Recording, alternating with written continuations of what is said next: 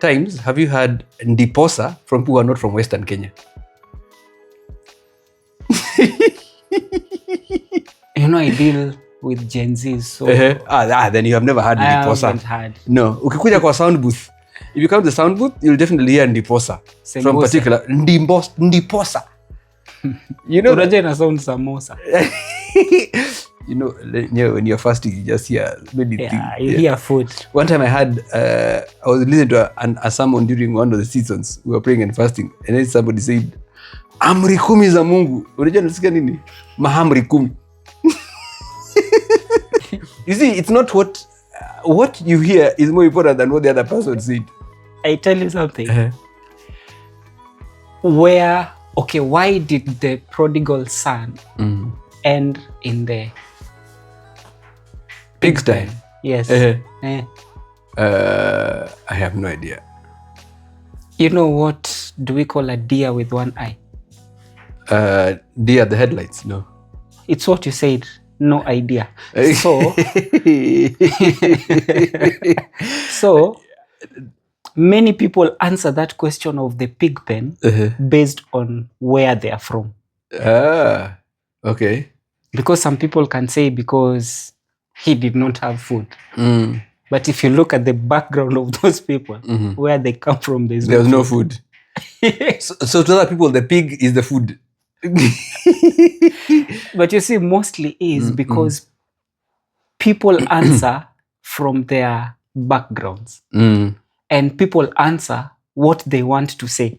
Absolutely. And I think this came up in the last podcast we had. You don't see life as it is, you see life as you are. I've written that in the book. And I think that's one of the things that it can help us save a lot of disagreements. You can actually realize that you had a disagreement with somebody lasting hours. And the only thing is that you cannot see the perception they're coming from, and they cannot see yours. Because we are not talking based on what the situation is. We are talking about the situation as we are ourselves. Okay. So how can you help someone who is stuck maybe in their own perspective? They won't allow other people's perspectives. Because you see, sometimes we may be in a place where we need other people to help us to see where we are blinded from. Can I shock you? Shock me. You can't. Okay. You cannot. And that is the craziest part. I'm learning. So I don't think we talked about this last time, but I learned about something called, I think did we discuss it? I think on one of our Cabro fellowships, we talked about it. There is something called intention versus impact. So intention versus impact is when I'm doing some particular intention, but then the impact of what it is very different from what I intended to. Okay. So for instance, we are with friends, and then I make fun of you. When I'm making fun of you, right? For me, it was a light moment. That is the intention, was to lighten a moment. But the actual impact is that I actually embarrassed you. Okay. So I will stick to my intention. You will stick to your impact.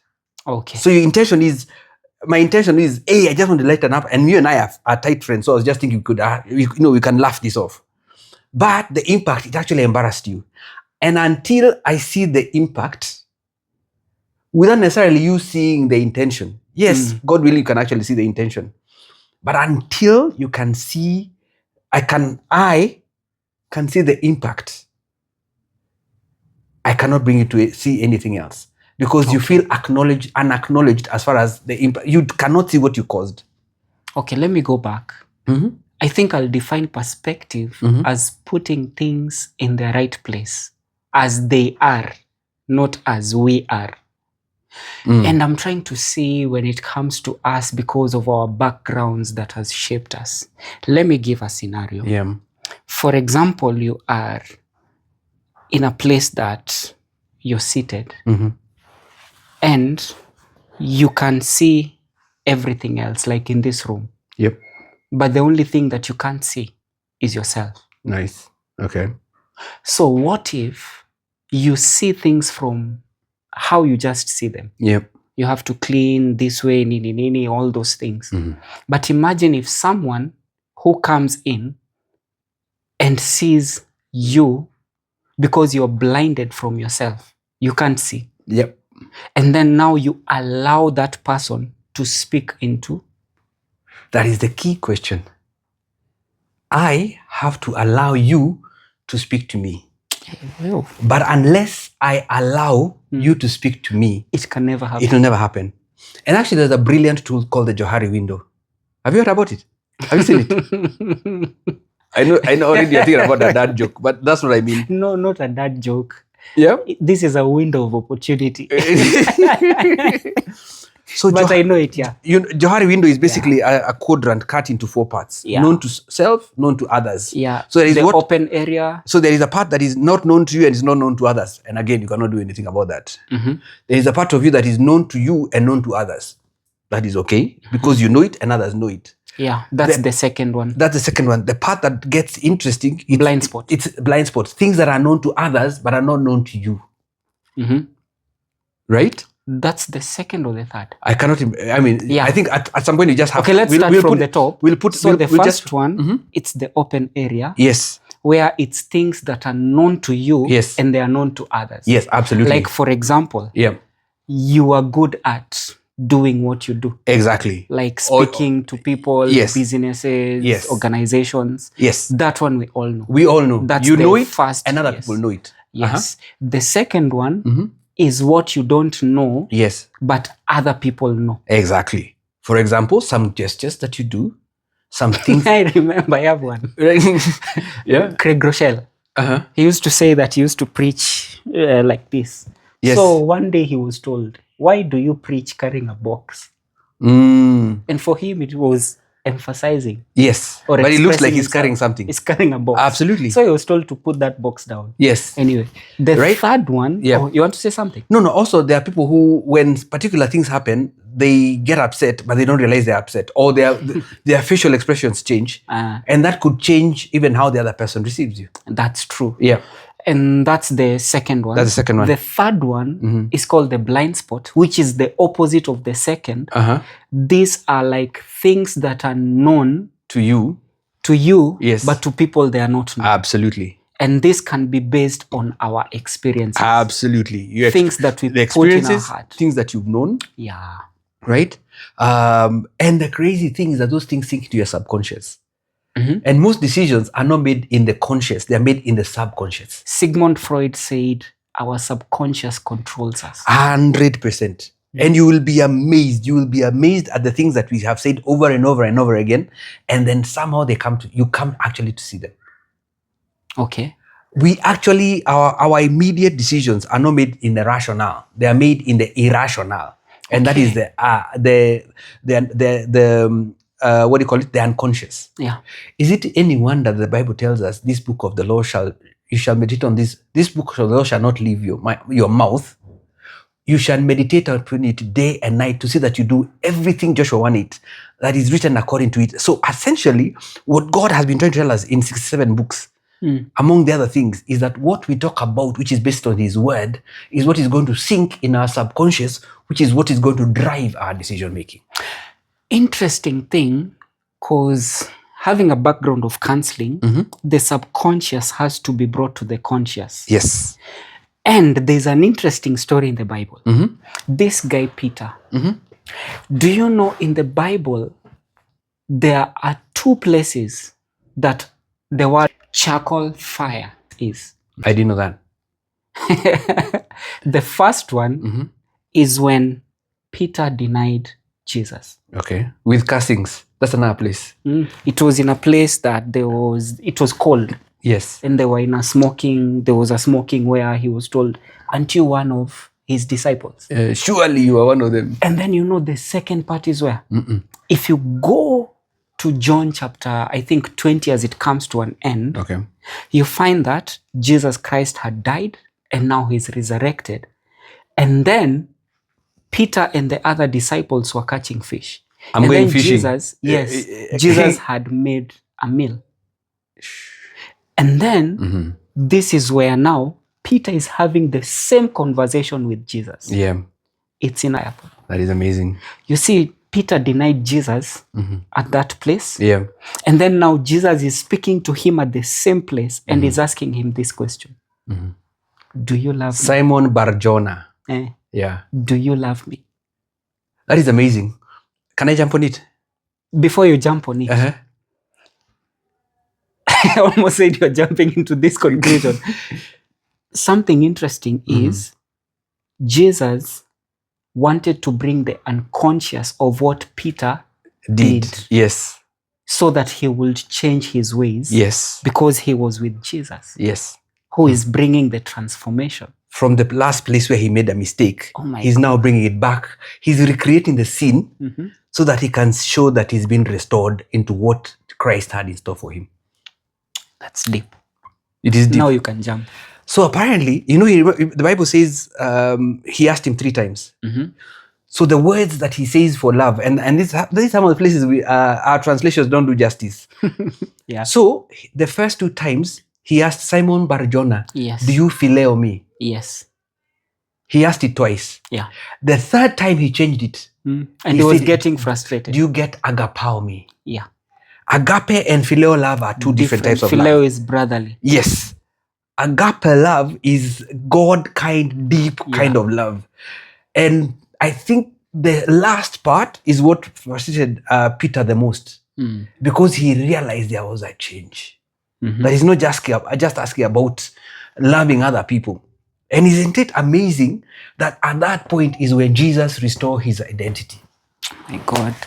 And you see, it's only Peter who was asked. Yes, it was only Peter who was asked. In fact, it's only him who answered back. If you go to Matthew 13, he is the only one who said, you are the Messiah. I was going there. He said, who do people say I am? Again, let's go back to identity. There are many areas of this. Because he was asking, who do people say I am? Let's just be honest first. Jesus was settled in his identity. Yeah. He didn't have to care what people say about him. He was settled in himself. As a matter of fact, it's good for you to know yourself. You have to know yourself. And as a matter of fact, if you don't know yourself, anyone who defines you are going to go with that definition. Yeah. People's opinions. 100%. Right? Yeah. Now, at that point, he says, and who do you say I am? Jesus was brilliant as far as this is concerned. He was asking, who do people say I am? Yeah, so it's in Matthew chapter 16, where it says, when Jesus came to the region of Caesarea Philippi, he asked his disciples, who do people say the Son of Man is? Mind you, Caesarea Philippi is like towards the end of the city. Uko mwisho. Boondocks. Yes. Like Rongai. They replied. You're a wrong guy on that joke. They replied, some say John the Baptist, others say Elijah, and still others, Jeremiah or one of the prophets. But what about you, he asked. Yeah. Who do you say I am? He's asking the disciples, not Peter. Simon Peter answered. He jumped in. You are the Messiah. My God. The Son of the living God. Let me just go back a bit. When they say, some say John the Baptist, I'm just trying to think. Yeah. What did John the Baptist do? He preached the coming of the Messiah.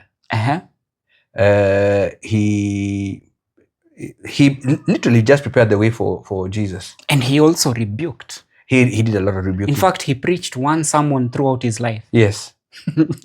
Yep. Repent, for the kingdom of heaven is at hand. Yeah. Yeah. And by the Funny way, enough, Jesus never rebuked anyone. Do you remember him rebuking other than the Sadducees and the Pharisees? You know, you're wiser and older than me, so no. Tell us. Doesn't mean I was there, but I can't remember. And I think that is one of the essence of the things that even I've never seen Jesus rebuke anyone other than the false teachers. Wow. Interesting. And demons. And now he rebukes us through his word. And still he does not rebuke. See, the thing is that that's the part I sometimes struggle with, because I've never seen him rebuke. Even his word right now. Do you know the other interesting thing I've learned?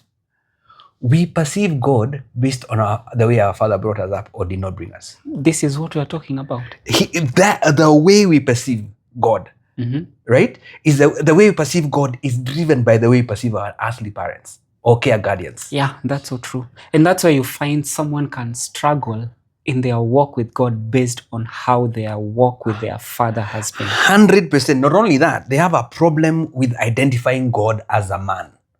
Okay, let's go back to this. So in this case, he just did not describe who Jesus is. He described his name, he described his mission, and his connection with his father. In other words, he's saying that not only do you know me, but you know whose authority I'm performing under.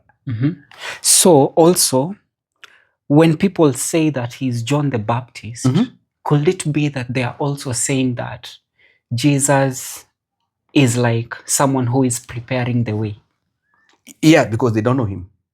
Interesting. They did not know him. They did not know him. Yes. I'm coming to something. And then others say that you are Elijah. What did Elijah do? He called fire from heaven. Fire from heaven, among other things. Yes. There are some things Elijah did, like he changed the economy of an agricultural in nation. a day.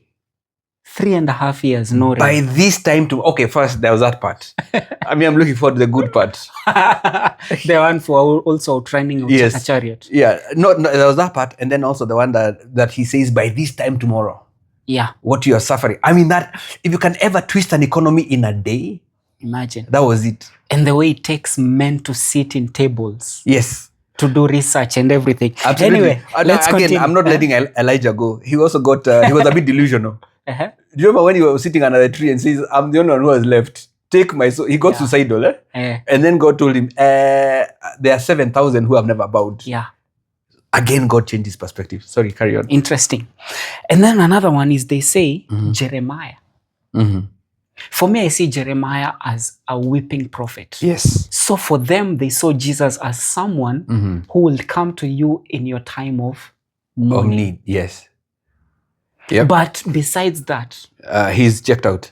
Is not Jesus. No. And for me, there's something you mentioned. For Simon to see Jesus as the Messiah, yes, more than all this, yes, Jesus can change the trajectory of an economy. 100%. He literally can check all those things one by one. He can, yes, and even more. And way more. That's why he's the Messiah, Savior. Yes. Could it be that Peter had to spend most of his time with Jesus so that he gets to know who Jesus is, his identity? And then let me continue. He said, Jesus replied, "Blessed are you, Simon, son of Jonah, for this was not revealed to you by flesh and blood, but by my Father. Does this mean that God reveals himself to those who want to? Don't get me started. Don't get me started. This is what I've been studying. This is what I've been studying. I've been studying what it takes. Over and over and over again. There is the casual search for God. The casual everyday search for God. And sometimes we read our Bible, we don't read our Bible. It's all that. But who God shows up. First, let me take you somewhere else. Jeremiah 9:24. He says, let the rich not glory in their riches. Let the wise not glory in their wisdom. But let him who glory in this, that he knows me and understands me, that I'm the God who exercises righteousness and justice. For in this I delight. So, in other words, God is saying, I want you to want to know me. I want you to take your time. I don't want to be a casual search. Nobody has ever gotten anything, forget about even knowing God, out of a casual search. But when you determine the Shema, the one, Deuteronomy 6:34? 6:4. Behold, O Israel, the Lord thy God is one.